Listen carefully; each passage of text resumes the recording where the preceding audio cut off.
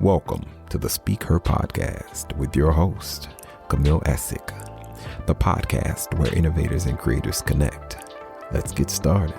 Hey everybody, what's going on? It's your girl Camille Essick. I'm the host of the Speaker Podcast. This is the podcast where innovators and creators connect. Be sure to hit that notification bell and subscribe. We have a phenomenal conversation lined up for you all. So we're going to get things underway. Before I do that, I do want to make a couple of little announcements here. So if you haven't heard, the Speaker Podcast Premium is now available starting at $3 a month. So you can get the top most listened to and exclusive interviews starting at just $3 a month. Be sure to like, share, and subscribe, and follow me on Instagram at camille.essick. And also, y'all, I'm working to build up my YouTube channel, so I cannot do that without you. So I need you to go right now over to Instagram and over to YouTube to like, share, and subscribe. That way you can get the latest on the conversations, interviews, and some behind the scenes things with me. So that being said, we have a first timer to the show. Y'all be nice. Give her lots and lots of love. The one and only Miss Chole Taylor Brown is here. Welcome to the show. Hello. Thank you. No problem. And also thank you for Malika Holloway for the connection. I just love meeting new people. So thank you, Malika. Miss Taylor Brown, for those that are not familiar with you and who you are, what you do, let the people know. Yes. Well, I'm Chole. You can call me Chole. I have a very colorful background. I started my career in fashion and modeling. I was a real model. I did work for Versace and Armani and Scotta. I did live in Milan. And so I love that whole lifestyle. And all the while I was loving, encouraging young women and girls. And even when I was one of the younger ones, the girls always thought I was encouraging. So after my modeling career, I was trying to figure out what can I create myself to be now. So I studied fashion in college and I always liked that. So I thought, something in women's studies or maybe psychology. So it ended up being coaching. So I transitioned into coaching and then that became executive coaching. It became lifestyle.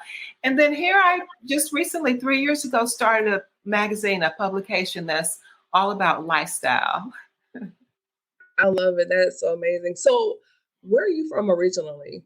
I am from a very, very, very small town in Mississippi. It's called Holly Springs. And if you're traveling from Atlanta to Birmingham, you will, and if you want to go to Memphis, you got to go through Holly Springs, Mississippi. I know where Holly Springs is. I'm from Nashville.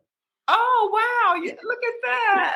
And I have family all over West Tennessee. So okay. So how do you know about Holly Springs?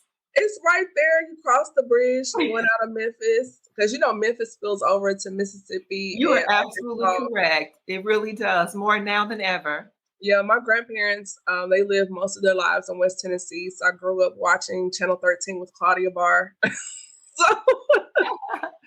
Yes, there were some of my formative years in Mississippi with some of my relatives. I learned a lot of things I shouldn't have been learning. It's okay. Certain girls, we do it best. So it's all good. So as we hop into the conversation, you've had such a colorful and adventurous life. So many questions. So when going from transitioning from being a model to where you are now, what do you say to the listeners and the viewers about just really living in your own lane, in your own space? Oh, that's a good question. Well, that's always been something that I have always been determined to do, is to be myself.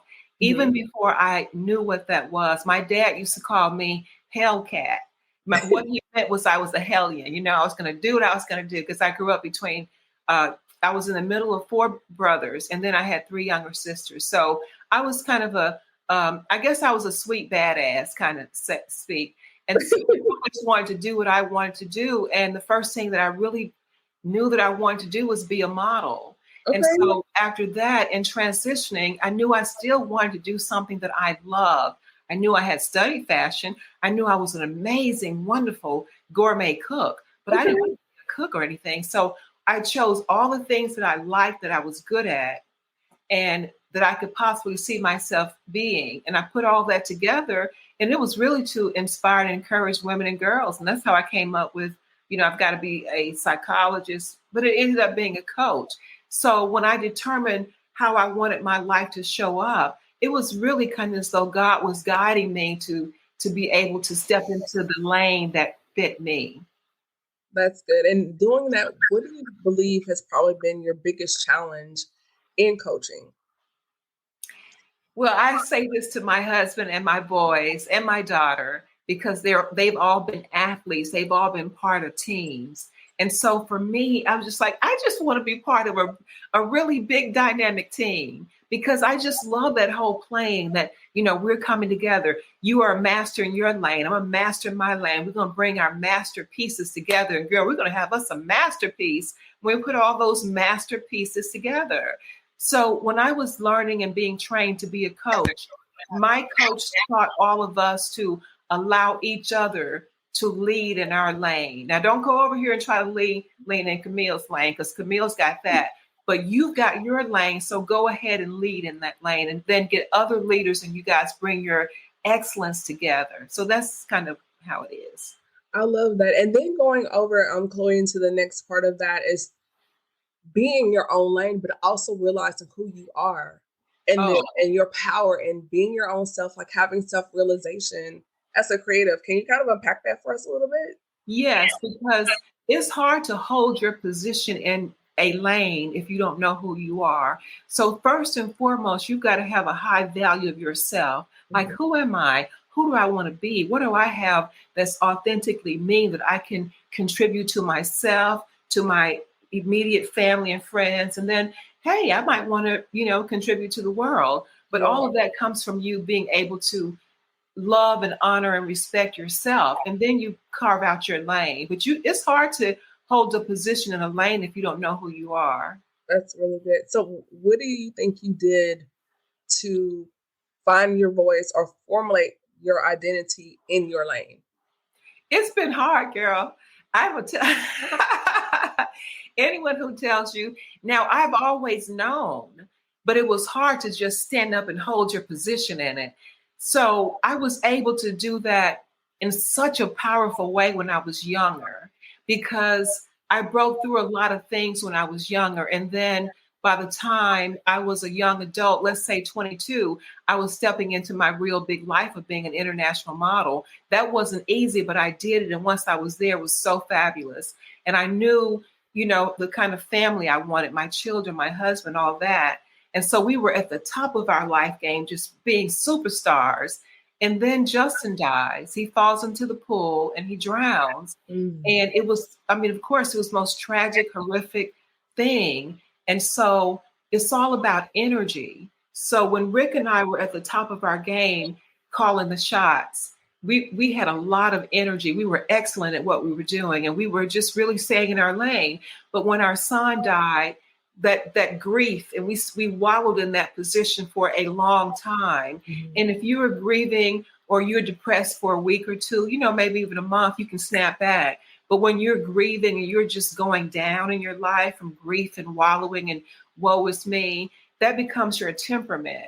And you got to do a lot of work to get yourself back up. And that's what we did. Wow. I'm so sorry to hear about your son Justin's passing. And I can only imagine, I'm not a parent, but I hear so many times that a parent should never have to bury their child. And so in that space with you and your husband grieving, what were some things that you did?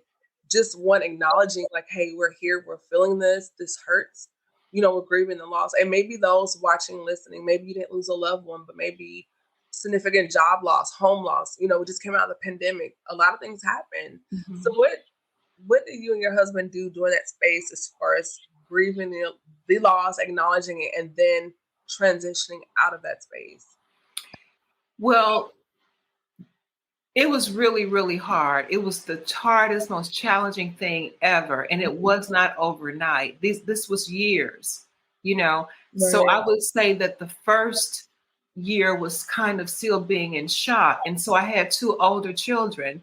And my whole thing was that I wanted to really be there for them. So I would be there for them, and then I would cry my eyes out at night, and then sometimes during the day. And I would try not to be home by myself those first months. So I was still modeling locally. So I was taking every booking. And then finally, Justin passed in September. And then finally the holidays came around where you're not working, you're at home. And I had to face the facts. But I tell you something that helped me to start getting through that at that time was that I had a visitation from Justin, and he just loved jumping up and down the bed. And I felt this jumping up and down the bed because I could hardly ever sleep and rest.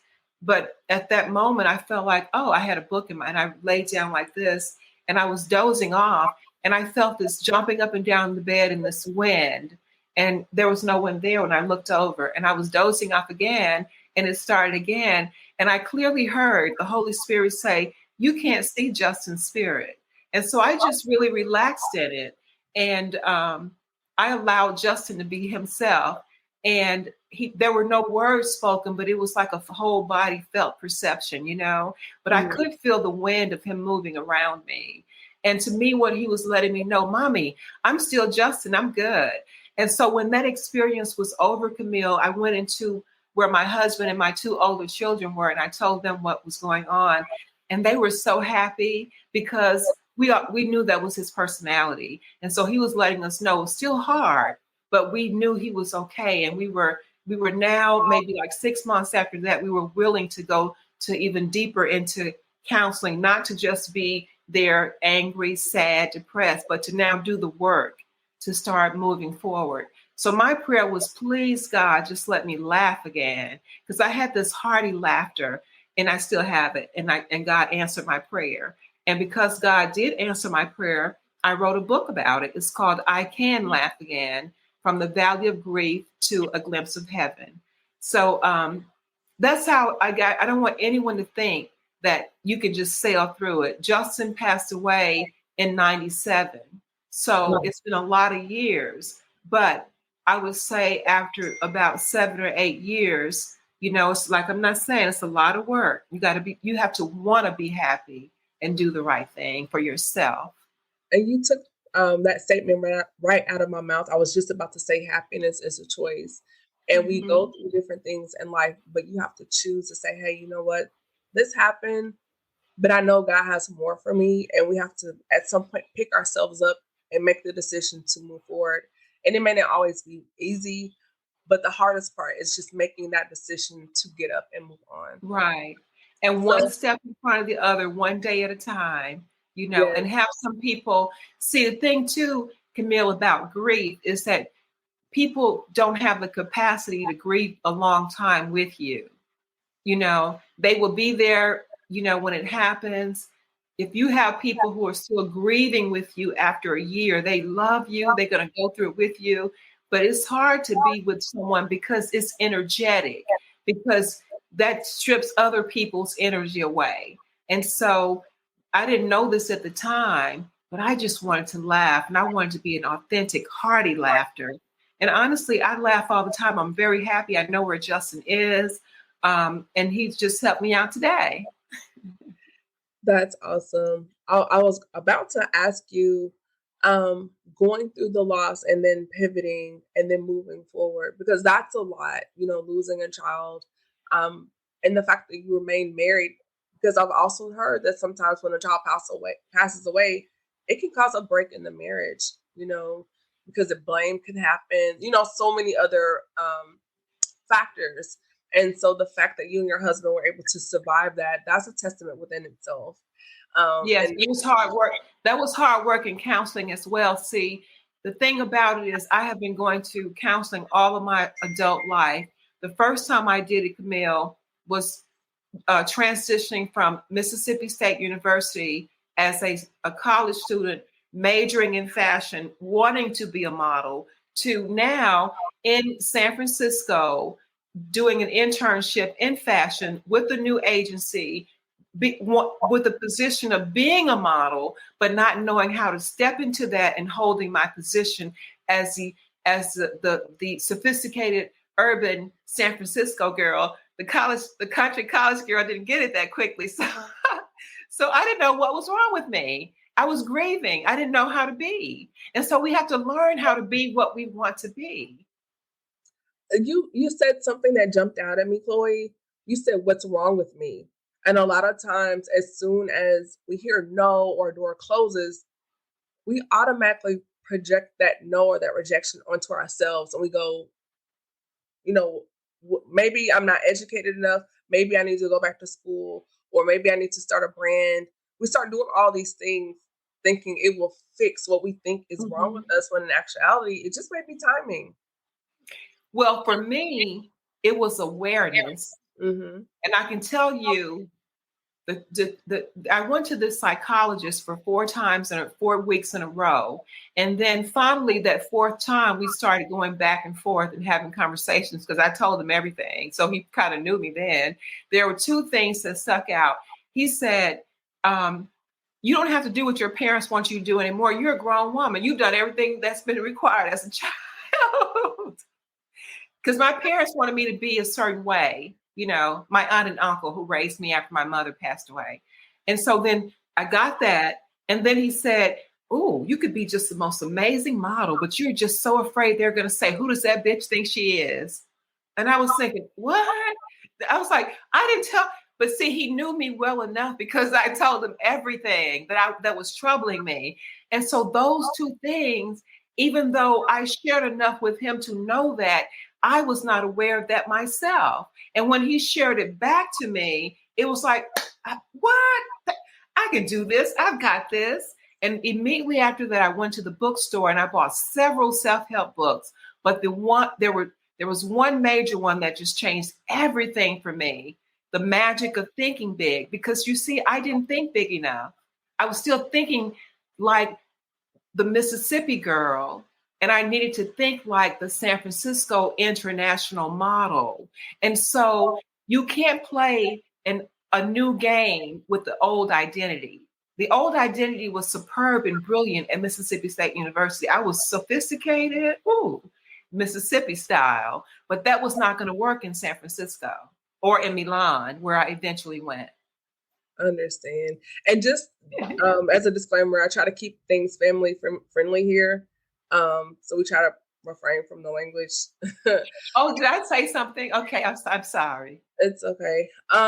Going forward, Chloe, so the next point I do want to bring to you, as far as we as women, particularly as women, we have what I call these clocks that go off throughout different points of our lives.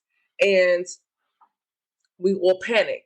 And if we don't have that circle or that grounding, we can kind of go off of the grid a little bit here, just because we feel like, I haven't accomplished something by 30 or 35, or, oh my God, I'm 40, or maybe those that are even in their 50s. So can you kind of speak to those that may be dealing with the clock, and how do we kind of hit the snooze on the clock and live your life? Yes, that's a very good question. So there are several clocks. And so I'm thinking that you're probably talking about a biological clock and being a mommy and being married and all of that. All of the things. And social media is pressure too. Hey, Malika. Yes. So there are several clocks. And so, but I think that we have to kind of, now biologically, things have really extended, except from back in the day, right? Because, didn't Janet Jackson have a baby at 50? And so somewhere like this, I had my last child at 41. So I had my first child at 28, my last of 4 at 41. So I think that we just kind of have to know who we are, and then state it, speak it plain, loudly, put it on your wall, your board, and then just go live life. Be the best that you can be. All the while you're determining what it is that you want. And so you got these clocks. Okay, I could say that I have a clock being 65. What is it that I didn't do? I have. Wait a minute, you're what? Yes, darling, I'm 65. So I could have. No, man, we're not going to breeze past that. Time out. Miss Chloe, you look good. Thank you. I got to give you your flowers. I would not have guessed you were 65. Okay, yes. And so so it doesn't crack, but you look amazing. So I had to give you your flowers. Let me just see. Okay, so I want to give Malika some credit. So I met Malika Holloway, the editor-in-chief of Flourish Digital Magazine, and so many other things as well. So I met her back in March, and I was talking about turning 65 in June. And Malika said, no, you're going to be 65. And that just turned everything around. So I want to thank her for helping me to keep this glow at 65. You know, you need to brand that. I'm 65.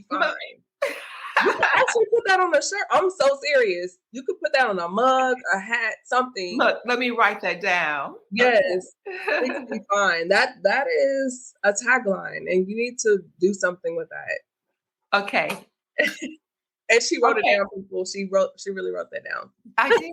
Well, listen, I was saying something and then you made me stop. I'm sorry. We were talking about the clocks. We were talking about the clocks. Okay. So now let's just take me, for example. I know good and well that age is really just a number. And so I too would have to talk to myself. So we have got to learn enough about ourselves to be able to start counseling ourselves and say, now, Chloe, you know that's not true. Girl, you know that's not true. You still have time to self-actualize that $50 million for that personal excellence profile assessment that God told you. Just because he told you in 2013 doesn't mean it's not going to happen in 2023 or 2024, 2025. I know where I'm going. So sometimes I know what God has said. So this clock doesn't mean anything about being 65. It could be 75. I'm not saying that, but it's okay. So I'm going to let that go. I'm going to continue in my lane to show up in my excellence and be fabulous. I love that. And for those that are 65 and over that may catch this episode or listen to it later, what do you say to those that feel like, well, I missed so many opportunities and this is just my lot in life and this is it for me? Because my personal mantra on that is, as long as you have breath in your body, you have time to do whatever. And I feel like the words that we say have power. So if you say this is the end for me, then that's what it's going to be. But we have to really monitor what we say, what we're taking in, what we read, the people that we're around, who we listen to, who we talk to, because our words have power. Mm-hmm. Yes. So when in my coaching practice, after a person takes a PEP, that's a personal excellence profile, it's like an intake so that you can see yourself and I can see you and we can be in agreement about that. So the next most important thing is that a person can have their own mantra to say who they are and feel every word, to be able to feel that and just taste it, to know what those words mean. And so a lot of times we speak, Camille, and we use words and we don't even know the definitions. Maybe we learned something around it years ago and we've just been using it and forgotten. And I know this for a fact because they're very simple words. And I've been doing this since the early mid-2000s with people and helping them to get their own mantra. It's one thing to recite a mantra, but when you have your own mantra, a sound or a group of words that would be adduced and drawn from you, and you can say it and you feel so good about it, it can definitely change everything. That's really good. I like it. I have personal affirmations that I've been working on to say every day. Don't always say them every morning, but becoming more intentional about the words that I say and speak to myself in the morning, just because I feel like that time of day is my time of prayer and devotion. If Malika's not doing her Wednesday call with the Safepreneurs, shout out to my crew. Hey, y'all. I really take that time in the morning because I don't know what I'm going to face when I leave out of my place. And so I really do my best to really set that tone, whether it's listening to a sermon or devotional or just saying affirmations to myself and saying, hey, I am going to be the best that I am today, that I have promise and purpose and things such as that. So I guess those are my mantras, but I call them affirmations. Mm-hmm. Same thing, but it's just really about setting the tone and really the tone as far as when I say tone, your internal voice for the day. Today was interesting for so many reasons, but through that, I was like, hey, you know what? Things happen. Something's going to work out. Things will get better, but you can't just take that moment and just allow that defeat to take over your whole day. But in that, learn how to pivot. Like sometimes, what's the old saying? Lemons and you make lemonade. Mm-hmm. Sometimes make lemonade out of it. And sometimes just really realizing that maybe that no, it's just another way for God to open another door for you that's bigger and better. But don't allow the smallest defeat just unravel your whole day. Sometimes there are things out of our control we cannot, help, but you can, to a degree, control how you respond to it. Right. And you can also, what lesson is here to learn from that? What can I learn from that? Or how could I do something different?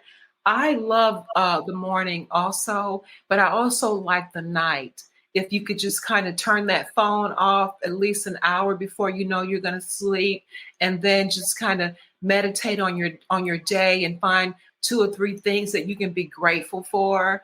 They can be small things or it can be big things, but there's always something that you could be grateful for, and then kind of set your intention for the next day.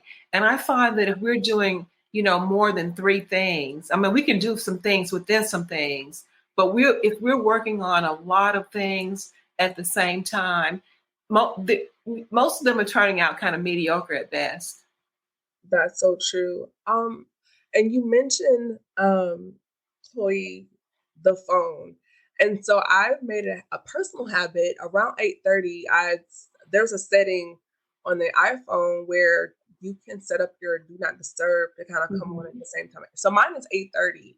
And at 8:30, my phone automatically goes to do not disturb, only because my day is very stimulating as far as social media and my job and so many things that I do. And so if I don't, I have a problem going to sleep because my mind is running. Like and I need time to, like you said, decompress, prepare for bed.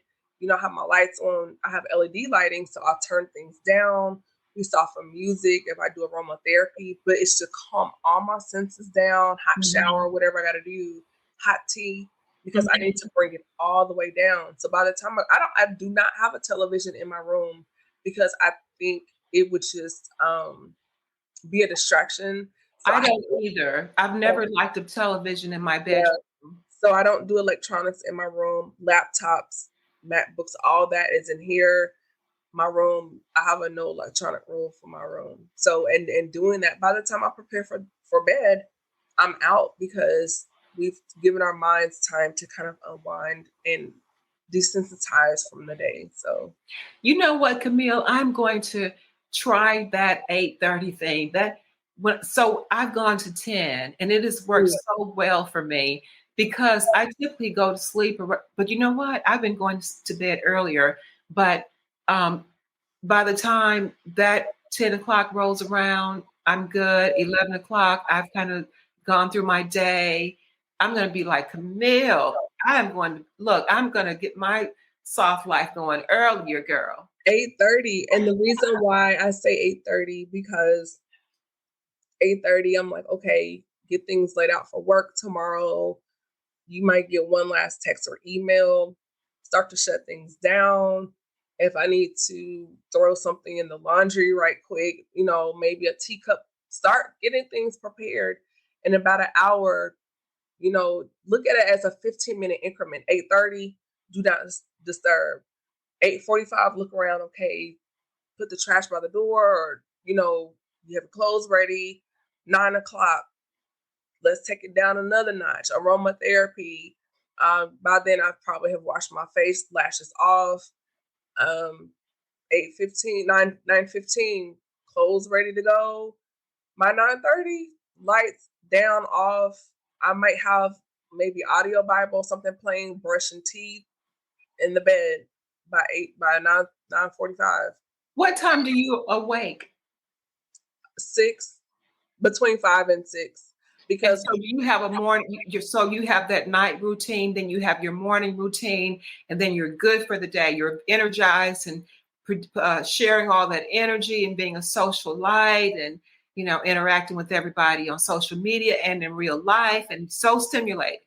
Yeah, it's a lot. And because between 5 and 6, I would say 5:30 to 6:30, because that's my time.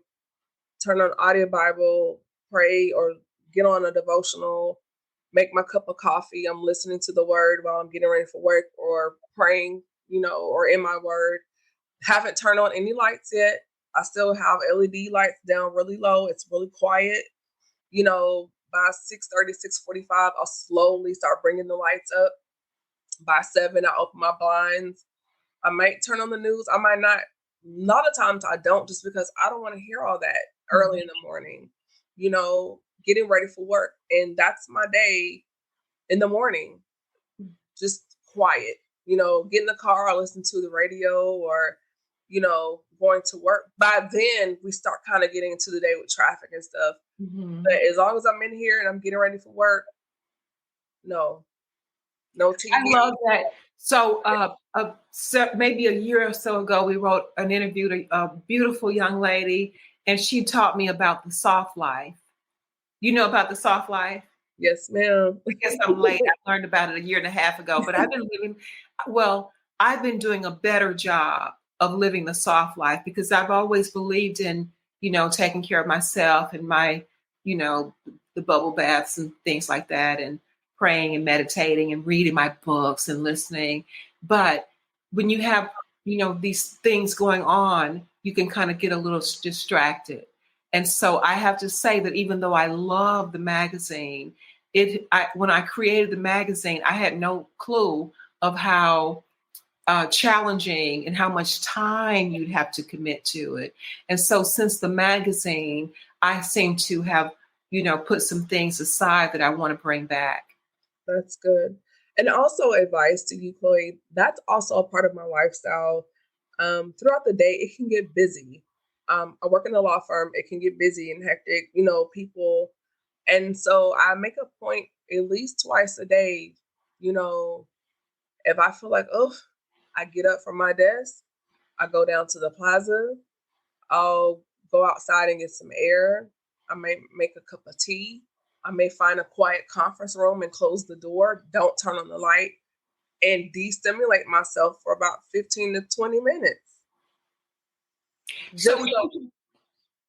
I'm sorry. Go ahead. Go ahead. Would you consider yourself an introvert? Is that what you said earlier? Naturally, yes, ma'am. I'm an introvert. Okay. So I like to think of myself, and it's really not thinking of myself, but I just learned the word. It's ambivert. I'm that too. I can go, I can be the life of the party. Yes. Or I can be, here being meditative and hearing from God. And, I love coaching. And so that's more my natural zone too. Yes. But then I can go out and be the life of the party, but I want to chill too. I can, but then when it's over, I'm like, okay, thanks everyone. Good night. Because I need to recharge, and I'm glad you brought that up because sometimes we're overstimulated, and we feel like because of social media and this digital age, we always have to be plugged in. We always have to be connected, like on all the time. And it's just like a cell phone. If you're constantly off of your charge, you're going to die. Mm-hmm. And at some point, just like your phone, you have to plug in and recharge. Yes. Yes. Yeah. And if you have too many windows open, you just might crash. So shut some of those things down, girl. Have to, because there's only one of me, and I need her. So I've really enjoyed this conversation. Before we wrap things up, do you have any takeaways or nuggets or just little gems that you would like to share with the individuals? And then what you have going on, fabulous things, projects, books, events, and where people can contact you on social media. Okay. Well, I just really want all of us to kind of value our own self a little bit more, me included, to really know our worth. We are worthy. We are worthy. And we are very creative and talented, even if we think we're not creative. And I don't mean you have to go get a canvas and start, but just if you can think and if you can feel, that's your creativity. I want us to step into our authenticity, and I want us to find us some quiet places where we can perceive and hear from our higher selves and make some good decisions about what we perceive. I don't want us to be like, well, I'm an older person, but when I grew up in Mississippi going to church, there were a lot of older ladies that says, oh, girl, child, I heard from God.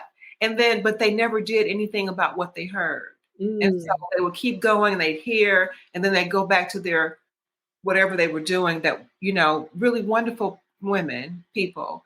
but they didn't know how to apply the scripture or apply the positive teaching. So I think that when we can hear what we've heard and make some good decisions about it based on what we want to accomplish, then we can see some things starting to happen. So that's what I'd like to leave. And what's coming up is I have an amazing women's experience that's going to be happening on Sunday, the 22nd of October, and it's called Dine, Develop, and Dream. And Malik is going to be introduced to a very exclusive group of women as editor-in-chief of Flourish Digital Magazine, and we're going to flourish together. Awesome. Beautiful. And you can always contact me personally at ChloeTaylorBrown.com, and you can follow the magazine and subscribe and be part of what we're doing at Flourish Digital Magazine at FlourishDigitalMagazine.com. Amazing. Well, thank you so much and taking time out of your busy schedule to sit down and talk to me, Chloe. It's definitely been an experience. I learned so much. I've never met anyone that has been an international model before. So I'm like, okay, another person I can add to the list of amazing people that I've met. I do look forward to connecting with you more in the future and even bringing you back to the show later on. I would love that. And also to hear follow up from your event after the fact. So thank you again for just sitting down talking to me. And I hope everyone got something from this conversation. Hold on just a moment, Chloe, after we go off the air. For those viewers and listeners, if you have not done so, please follow me on Instagram at Camille.Essick, as well as YouTube at Camille Essick Official. We do have more episodes coming very soon. Just released a new episode of the Speaker Podcast, now streaming on iHeartRadio, Spotify, Pandora, and all other streaming platforms. So go there and subscribe as well. And I hope you all enjoy this conversation, be blessed, and have a good night. Thank you, Chloe. Bye-bye. All right. Thank you for tuning in to another episode of the Speak Her podcast. Be sure to follow Camille on Instagram at Camille.Essick, Facebook at the Speak Her podcast, or www.CamilleEssick.com.